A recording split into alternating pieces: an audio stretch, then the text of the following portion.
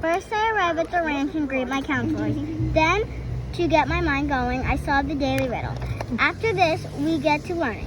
Today, we are studying biology and physics. Starting with biology, we learn about the human body. And then we take a trip to see the animals on the farm. After learning about their bodies and conducting... We'll get her.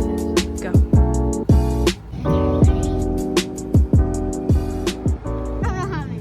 We learn about plants and observe plants around the ranch growing on land and in water. Then it's time for a quick break. I play chess with my counselors and eat some delicious snacks. Afterwards, it's time for some physics. Today we are building a robot. When I'm done, I go to play outside with my counselors and classmates. We play baseball, basketball, and kickball, making sure we stay safe all the way through. Then I go home excited for the next day at the STEAM camp at 24 Karat Ranch.